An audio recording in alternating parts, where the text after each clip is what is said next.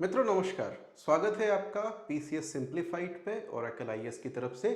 हम बात करने वाले हैं लोअर पीसीएस 2024 की न्यूज़। इसके बारे में आपको पहले ही मिल गई होगी। तो न्यूज़ क्या है ये शायद आपके व्हाट्सएप टेलीग्राम ग्रुप पे, हमने भी अपने ग्रुप पे शेयर किया था। आपको ये लेटर में चीज़ें मिली होंगी कि लोअर पीसीएस 2024 के लिए प्रोसेस चालू हो गया है, यानी सरकार ने अधियाचन भेज दिया है यूकेपीसीएस को। और यूकेपीएससी यानी पब्लिक सर्विस कमीशन, लोक सेवा आयोग जल्दी ही इन पे भर्तियां निकालने वाला है। तो सबसे पहले तो एग्जाम कब है? कई लोगों का सीधा क्वेश्चन तो मेरे को ये आया कि सर आप जल्दी जल्दी कह रहे हो, लेकिन जल्दी का मतलब क्या है? When is the exam? ठीक है, तो अभी तक जो मैं कार्यशैली देख रहा हूँ, जिस तरीके से ये कमीशन काम कर रहा है, बहुत अधिक समय नहीं लगेगा। आप ऐसा मान करके चलिए कि अगले एक आध महीने में आपको ये नोटिफिकेशन दिखाई देगा। और एग्जाम कोई बड़ी बात नहीं है कि इस साल के लेट दिसंबर या अर्ली नेक्स्ट ईयर आपको देखने के लिए मिल जाए। कौन कौन सी पोस्ट है? तो कुछ पोस्ट जो मैंने यहाँ पे लिखी है मैं आपको बता देता हूँ। नायब तहसीलदार की जनरल के लिए 18, टोटल 36 पोस्ट है। हालांकि जनरल के लिए 18 नहीं है, वो आपको पता ही है कि उसमें भी फिर कम होकर के कुछ 10 एक पोस्ट शायद ऐसी बचती हैं। देन गृह विभाग में उप कारापाल यानी डिप्टी जेलर की पोस्ट है। उसके बाद से जो पोस्ट बड़ी संख्या में आती हैं, पूर्ति निरीक्षक और विपणन निरीक्षक, मार्केटिंग इंस्पेक्टर और सप्लाई इंस्पेक्टर की पोस्ट काफ़ी सारी आती हैं, तो इस बार भी काफ़ी हैं। इसके बाद में आबकारी निरीक्षक की कुछ पोस्ट हैं। और जिला युवा कल्याण अधिकारी, गन्ना विकास, खांडसारी निरीक्षक, ये स्पेशलिस्ट पोस्ट होती हैं। इसमें अगर स्पेशलिस्ट पोस्ट देखी जाए तो टोटल 6 2 8 और 2 10 के आसपास स्पेशलिस्ट पोस्ट है। बाकी लगभग जो पोस्ट हैं, इंपॉर्टेंट पोस्ट्स हैं, वो आपको काफ़ी बड़ी संख्या में जनरल, यानी जिसके लिए कोई ज़्यादा एलिजिबिलिटी नहीं चाहिए, सिंपल ग्रेजुएशन चाहिए, उस तरह की पोस्ट इसमें आपको ज़्यादा दिखाई देंगी। पिछले वाले में कुछ अलग था। खैर, एलिजिबिलिटी सबसे पहले इसकी बात करें, क्योंकि हमको हर चीज़ की बात करनी है इस पर्टिकुलर एग्जाम से रिलेटेड। तो एलिजिबिलिटी हम अभी मान के चल रहे हैं कि पिछले साल वाला पैटर्न रहेगा। तो eligibility will be 21 years to 42 years, यानी 21 साल से कम नहीं और 42 साल से ज़्यादा नहीं। और जनरली ये जो डेट कैलकुलेट करते हैं एलिजिबिलिटी की, ये 1 जुलाई होती है। तो आप इस साल की 1 जुलाई को अपनी एज कैलकुलेट कर लीजिए। 21 से 42 के बीच में हैं, 21 पूरे हो गए हों, 42 पूरे न हुए हों, तो आप इसके लिए एलिजिबल रहेंगे। This will be the eligibility. Education की जो एलिजिबिलिटी है, मोस्टली ग्रेजुएशन ही रिक्वायर्ड होता है। जो गन्ना वाला है उसके लिए एग्रीकल्चर की डिग्रीज चाहिए, वो जब आएगा तब उसको देखेंगे। बट यहाँ पे अगर ग्रेजुएशन है और उत्तराखंड से आप हैं तो इसकी प्रिपरेशन शुरू कर दीजिए। एंड थर्ड, फिजिकल फिटनेस, जो डिप्टी जेलर की पोस्ट है उप कारापाल, उसके लिए फिजिकल फिटनेस भी रिक्वायर्ड होती है। तो आप इस पे भी ध्यान दीजिएगा कि आपकी जो आई साइट है या फिर जो चेस्ट का है और बाकी सारी चीज़ें हैं, वो आप उसके लिए एलिजिबल हैं या नहीं हैं। Next is pattern. अभी पुराना पैटर्न ही कंटिन्यू हो रहा है। तो पुराना पैटर्न क्या था? तो ये पुराने नोटिफिकेशन में हमने निकाला था, यही पुराना पैटर्न है। दैट इज एक प्रारंभिक परीक्षा जो कि 150 मार्क्स के आसपास की होती है। आसपास क्या, 150 मार्क्स की होती है, 150 क्वेश्चंस होते हैं। और इसमें दोनों चीज़ें कॉमन होती हैं। अभी इसका सिलेबस हम देखेंगे। दूसरा, मुख्य परीक्षा होती है जिसमें कि 2 पेपर होते हैं। तो ये अपर से थोड़ा सा सिंपल होता है इन द सेंस कि यहाँ पे मेंस का जो पेपर होता है, जीएस सिंगल पेपर में, एक पेपर में पूछ लिया जाता है। तो आपको 200 मार्क्स का एक पेपर होता है 3 घंटे का, जिसमें 20 क्वेश्चन पूछे जाते हैं। छोटे से छोटे क्वेश्चन भी होते हैं, 2 मार्कर, 2.5 मार्कर, और बड़े क्वेश्चंस भी, कुछ बड़े क्वेश्चंस भी आपको दिखते हैं। काफ़ी अच्छे लेवल का पेपर जो पिछला वाला आया था वो पूछा गया था। इसके अलावा सेकंड पेपर होता है निबंध और आलेखन, बेसिकली एस्से, एंड सेकेंडली उसमें हिंदी होता है। आलेखन यानी ड्राफ्टिंग वगैरह जो हिंदी की होती है वो पूछी जाती है, लेटर कैसे लिखना है वगैरह वगैरह, बहुत सिंपल। यहाँ पे 5 क्वेश्चन होते हैं सिर्फ, और ये भी 200 नंबर का होता है, तो दोनों का बराबरी है। अब इसको किस तरीके से करना है, इसमें स्ट्रैटेजी क्या होनी चाहिए, किस तरह का सिलेबस है, अभी हम डिस्कस करते हैं सिलेबस के साथ साथ में।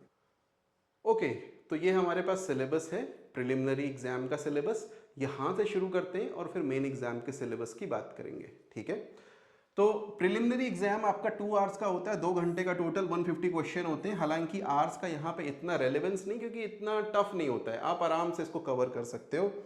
मैक्सिमम मार्क्स आर 100, ये ध्यान में रखना। ये है आपका जीएस वाले पोर्शन का।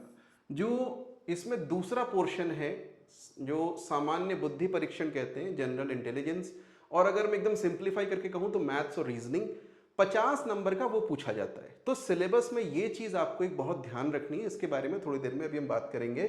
पहले जीएस में बात करते हैं क्या क्या होता है। जीएस में सबसे पहला जो टॉपिक है general science and knowledge of computer operation. एक छोटी सी पतली सी कोई भी बुक होगी कंप्यूटर साइंस की, वहां से ही सारे क्वेश्चन आते हैं। इसमें कोई बहुत टफ क्वेश्चन नहीं आता है।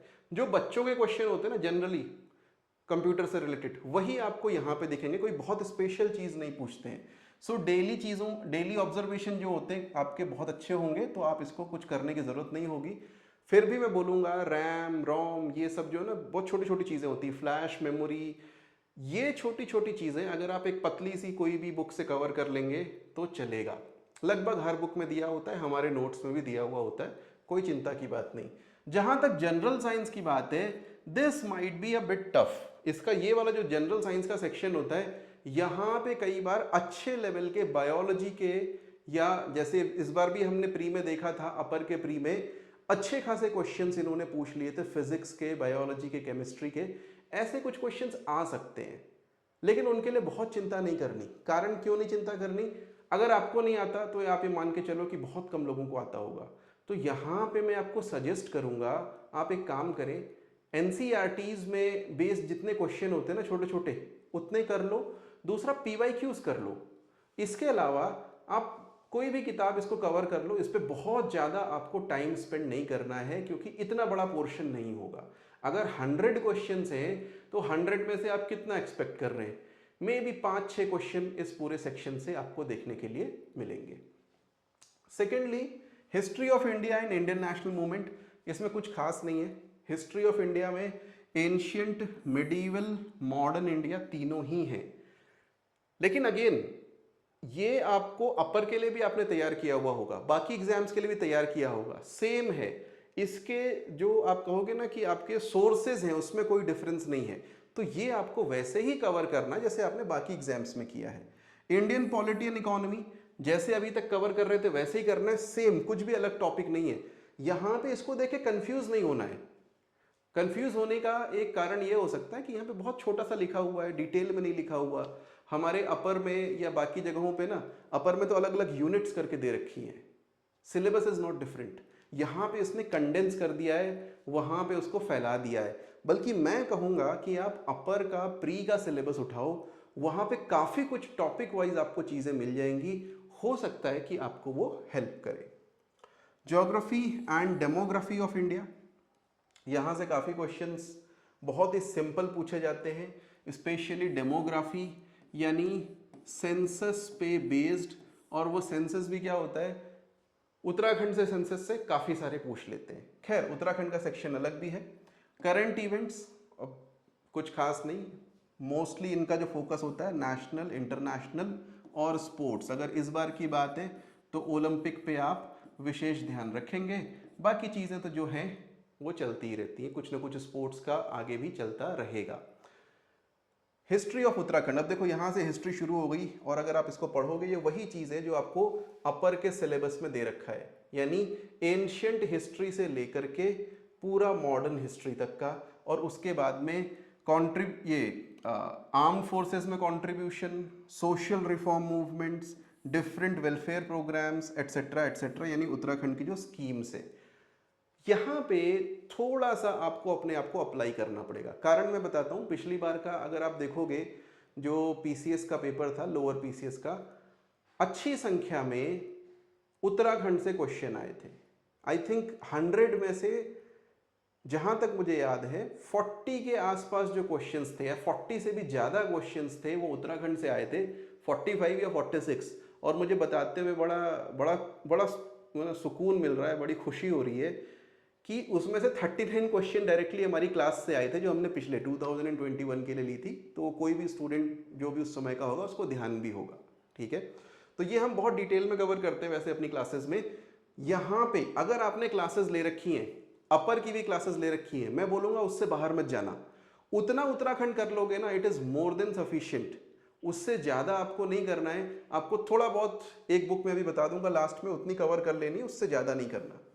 कल्चर ऑफ उत्तराखंड, अगेन ये वैसा है जहाँ से अच्छे क्वेश्चंस बन सकते हैं आपके। तो फेयर्स से लेकर के म्यूजिकल इंस्ट्रूमेंट से लेकर के छोटे छोटे वन लाइनर जो है ना, ये उस बुक में आपको मिल जाएंगे। थोड़ा बहुत हमने क्लासेस में भी कवर किया हुआ है। Geography and demography of Uttarakhand, यहाँ से अच्छे क्वेश्चंस आते हैं, स्पेशली जैसे मैंने ऊपर बोला सेंसस से रिलेटेड। तो जो ये सेंसस रिलेटेड क्वेश्चंस होते हैं, ये आपको गलत नहीं करने। अगर आपने ये गलत कर दिए तो ये समझ लो कि आपका पेपर चला गया, ठीक है, क्योंकि ये आते ही आते हैं, यहाँ से 2-3 क्वेश्चन आने ही आने हैं, मैंडेटरी है। तो इसको आपको बहुत ध्यान से करना है। और ज्योग्राफी की जहाँ तक बात है, ज्योग्राफी ऑब्वियसली जो स्पेशली यहाँ पे जो फोकस रहता है वो एक तो रहता है ताल लेक पे, पीक्स पे, रिवर्स पे, और जो जहाँ जहाँ रिवर्स का कॉन्फ्लुएंस होता है ना, वहाँ पे जो शहर रहते हैं उनसे थोड़ा सा ज़्यादा पूछा जाता है। बाकी चीज़ें भी ऑब्वियसली पूछी जाती हैं जो यहाँ पे लिखी हुई हैं, क्रॉप्स और हॉर्टिकल्चर, एग्रीकल्चर वगैरह, ये भी पूछते हैं। Economic, political and administrative background of Uttarakhand, political and administrative background वगैरह ये सब यहाँ पे बोल दिया, बहुत छोटा सा लिख दिया है कि उत्तराखंड की पॉलिटी, उत्तराखंड की इकोनॉमी। अब देखो पॉलिटी में कोई बहुत डिफरेंस तो है नहीं, वही पॉलिटी है जो बाकी स्टेट्स में है। तो बस कुछ नहीं करना, आपको उत्तराखंड में जो अलग है, जो कुछ इंस्टीट्यूशंस अलग है, पब्लिक पॉलिसी रिलेटेड, पंचायती राज रिलेटेड, बहुत सारे कमीशंस हो सकता है अलग हो, उनके बारे में थोड़ी थोड़ी बातें कर लेनी है। मोर और लेस आपका अच्छे से ये कवर हो जाएगा। एक चीज़ जो यहाँ पे अलग है और जो बाकी जगहों पे आपको नहीं मिलेगी, वो मैं आपको बता देता हूँ, और वो है ये district land management, that is थोकदारी, वन पंचायत, सिविल और सोयम फॉरेस्ट, केसरे हिंद, बेनाप लैंड, नजूल, नयाबाद, ये सारे जो सेटलमेंट हैं, और इसके अलावा उत्तराखंड और कुमाऊं के land reforms, this is something that you will not find in upper syllabus.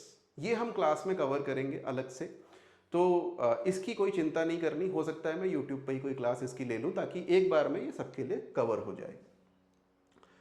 Okay, economic background, ठीक है, बहुत ज़्यादा इकोनॉमी नहीं करते हम इसमें। यहाँ पे आपने देखा होगा कि अपर में हमने क्या किया था, इकोनॉमिक सर्वे काफ़ी कुछ कवर कर लिया था। इकोनॉमिक सर्वे का एक बहुत ही कंडेंस्ड वर्जन हमने अपनी बुक में भी दे रखा है, तो आपको उससे ज़्यादा नहीं करना है। उतना भी करोगे तो मोर और लेस सफिशिएंट होगा। बस एक चीज़ उसमें ध्यान में रखना जब आप उसको करोगे कि आप स्कीम्स पे फोकस करना। स्कीम्स ज़्यादा पूछ ली जाती हैं। एक दो चीज़ें एक्स्ट्रा हैं अपर से अगर देखोगे, एक तो ये बेगार एंड डडवार सिस्टम, जो कुछ भी नहीं है, बहुत ही छोटी सी चीज़ है, हो जाएगा। मैं उसी क्लास में जो अलग से मैंने क्लास लेनी है उसमें ये कवर कर देंगे। Okay, economic and natural resources, again this is very simple, पूरा का पूरा आपको ये बुक में मिल जाएगा। इसके अलावा इसमें ऐसा कुछ है नहीं। सेकंड आ जाता है जनरल एप्टीट्यूड टेस्ट। अब यहाँ पे दो चीज़ें हैं, नंबर 1 मैथ्स, नंबर 2 रीजनिंग। तो मैथ्स और रीजनिंग में सबसे पहले वर्बल नॉन वर्बल दोनों ही टाइप की रीजनिंग आती है। इसका मतलब क्या, वर्बल मतलब उसमें लिखा हुआ होगा, नॉन वर्बल मतलब चित्र बनाया हुआ होगा। तो पिक्चर्स के बेसिस पे रीजनिंग भी आपको एग्जाम में पूछी जाती है लोअर में, तो उसकी भी तैयारी करनी है। बट एनालॉजी, सिमिलैरिटीज, डिफरेंसेस, काफ़ी सारे टॉपिक्स दे रखे हैं यहाँ पे, इन्हीं टॉपिक्स को आपको कवर करना है। और अगर मैं मैथ्स की बात बताऊं तो कुछ चीज़ें देखो यहाँ पे लिखा हुआ है, अरिथमेटिकल कंप्यूटेशंस, ठीक है, अरिथमेटिकल नंबर सीरीज, ये छोटी छोटी चीज़ें मैथ्स रिलेटेड हैं। मोस्टली यहाँ पे आपको रीजनिंग से रिलेटेड क्वेश्चन पूछे जाते हैं, जो बहुत डिफिकल्ट नहीं होते हैं। जो हमारे स्टूडेंट हैं जिन्होंने अपर का कोर्स लिया था, उनके लिए इसके लिए स्पेशली हम क्लासेस फ्री ऑफ कॉस्ट चलाएंगे, आपको उसकी चिंता करने की आवश्यकता नहीं है। ये हम दोबारा आपका कवर कराएंगे, जैसे ही नोटिफिकेशन आएगा तुरंत शुरू करेंगे। ओके, अब बात करते हैं मेंस के सिलेबस की। तो मेंस का जो सिलेबस है, अगेन चूंकि एक ही पेपर है तो बहुत लंबा सिलेबस नहीं, तो मैंने सोचा एक बार डिस्कस कर ही लेता हूँ। हालांकि प्री ही आना है, मेंस में तो नहीं आना। मेंस में भी बहुत जल्दी अगर डिस्कस कर लें तो आप देखोगे वही चीज़ें लगभग हैं जो प्री में दे रखी थी, बहुत अलग नहीं दिखेगा। करंट इवेंट से शुरू किया, स्पोर्ट्स एंड गेम्स पे आ गए, इसको थोड़ा सा इलाबोरेट कर दिया, फिर हिस्ट्री पे आ गए, फिर कॉन्स्टिट्यूशन पे आ गए और पॉलिटी पे आ गए। ये वही चीज़ है जो आपने भी पीछे पढ़ी थी, आप बहुत अलग नहीं देखोगे यहाँ पे। ज्योग्राफी एंड डेमोग्राफी, फिर जनरल साइंस एंड एनवायरनमेंट, जैसा ऊपर कहा, Indian agriculture, science and tech, ये चीज़ अलग है। What is this? This is mostly related to current affairs, ठीक है। साइंस एंड टेक में स्पेशली स्पेस, डिफेंस, इंफॉर्मेशन, इन सब के बारे में, कंप्यूटर्स के बारे में थोड़ा सा पूछ लिया जाता है, आते हैं क्वेश्चंस इसके। देन हिस्ट्री ऑफ उत्तराखंड, तो ठीक है भाई साहब, ये वही चीज़ है, एकदम वर्ड टू वर्ड वही चीज़ आपको मिलेगी जो ऊपर था। Culture of Uttarakhand, geography and demography of Uttarakhand, लगभग वही चीज़ मिलेगा, मेंस में देख लो या प्री में देख लो, ठीक है। Historical background of administrative system, ये भी वही था। इसके अलावा economic background, economic and natural resources, there is practically no difference except एक क्वेश्चन यहाँ मैथ्स का भी जीएस में पूछ लिया जाता है। तो अब वैसे तो मेंस की हम बाद में बात करेंगे, इसकी तैयारी अलग से कैसे करें। एक चीज ध्यान देना हमेशा कि लोअर पीसीएस में उन लोगों ने अच्छा किया है जो अपर की तैयारी कर रहे थे।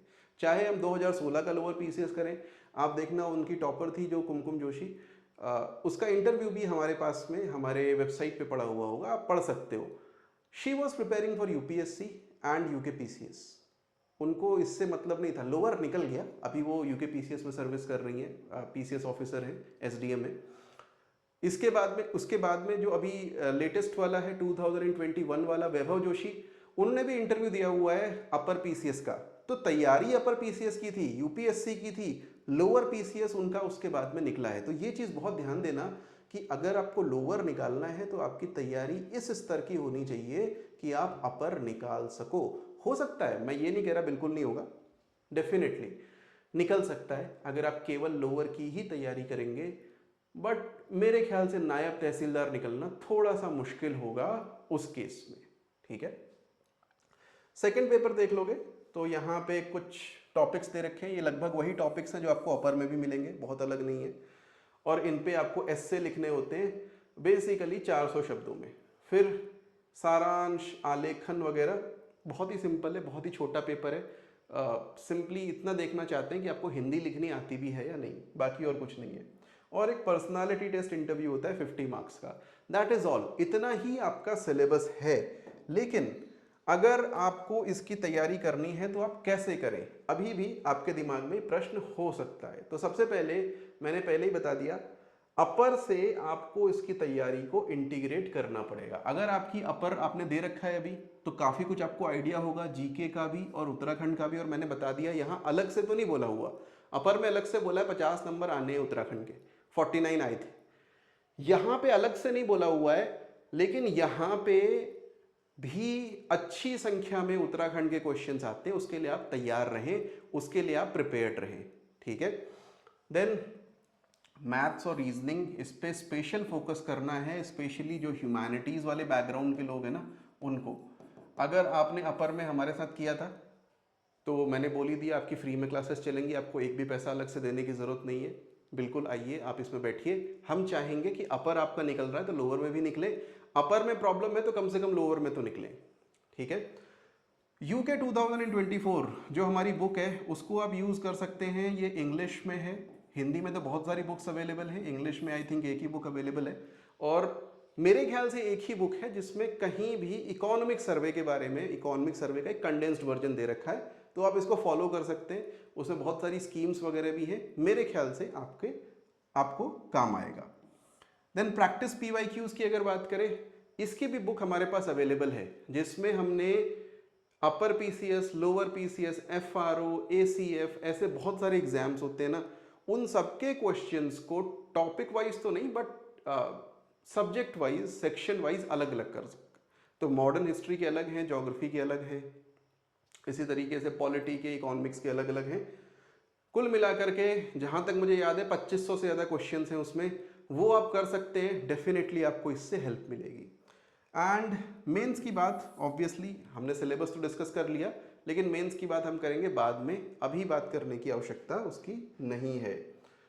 अब कुछ चीज़ें ध्यान में रखनी है आपको। नंबर 1, ये मैंने आपको थोड़ी देर पहले भी बोला, ये पेपर वो निकालते हैं जो अपर की तैयारी कर रहे होते, तो आपकी तैयारी का जो लेवल है ना वो ग्रुप सी का मत रखना, उससे ऊपर का रखना।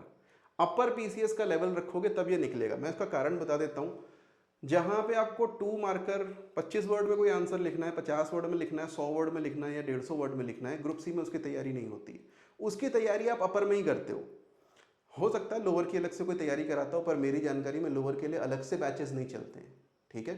तो आप इसकी तैयारी उसी तरीके से करिएगा जैसे आप अपर के लिए करेंगे। और दूसरा, जब आपके पास इंफॉर्मेशन अपर लायक होगी, नॉलेज अपर लायक होगी, तब आप लोअर में अच्छी तरह से उसको लिख पाओगे। तो अपनी तैयारी का स्तर ऊंचा रखना। सेकेंडली, यहाँ परमानेंट रेसिडेंस का सर्टिफिकेट चाहिए। ये एक अच्छी बात भी बुरी बात भी है। उत्तराखंड के बाहर के लोग इसको नहीं दे सकते, मे भी अच्छी बात हो। बुरी बात ऐसे है कि अगर आप यहाँ रहते भी हैं, यहीं के भी रहने वाले हैं और आपके पास सर्टिफिकेट नहीं है तो आप ये एग्ज़ाम नहीं दे पाओगे। तो आप अगर यहाँ के रहने वाले हैं, उत्तराखंड में आपका कनेक्शन है, आपके एंसेस्टर्स यहाँ से हैं, तो आप अपना प्लीज़ सर्टिफिकेट बनवा लीजिए। वो सर्टिफिकेट लगेगा आपका कहाँ पे, जब आप जाओगे रोजगार में पंजीकरण कराने के लिए। रोजगार, जिसको हिंदी में रोजगार कार्यालय कहते हैं, आई थिंक इंग्लिश में उसको एम्प्लॉयमेंट ऑफिस कहते हैं। तो आप रोजगार कार्यालय में जाइए और वहाँ पे अपना पंजीकरण कराइए और उसके बाद में आप इस एग्ज़ाम के लिए अप्लाई कर पाएंगे। और ये चीज़ आप अभी से शुरू कर दीजिए अगर आपके पास में नहीं है। अगर है तो देख लीजिए उसकी डेट वगैरह कैसी है, आपके पास में प्रॉपर सारे डॉक्यूमेंट्स हैं कि नहीं है, एंड स्टार्ट प्रिपेयरिंग नाउ, ठीक है। ये मैं इसलिए कह रहा हूँ, एक बार नोटिफिकेशन आ गया ना उसके बाद तो सभी तैयारी करेंगे। आपको जो एज चाहिए उसके लिए आप अभी से तैयारी करो, तभी आप बाकी सबसे आगे निकलोगे। कुल 100-125 लोगों का सिलेक्शन होना है। अगर उनमें आपको आना है तो डेफिनेटली आपको अपनी तैयारी अभी से शुरू कर देनी चाहिए, ठीक है। मैंने कहा कि दिसंबर जनवरी में हो सकता है पेपर हो सकता है उसके बाद भी हो, फर्क नहीं पड़ता, अच्छी बात है उसके बाद भी हो तो। लेकिन अभी से आप तैयारी करोगे तो जितना ज़्यादा आपको रिवीजन करने का मौका मिलेगा उतना बेटर तरीके से आप एग्ज़ाम में परफॉर्म कर पाओगे। Thank you very much for joining. मैं आपसे फिर मुलाकात करूँगा किसी और वीडियो में, तब तक के लिए बाय बाय।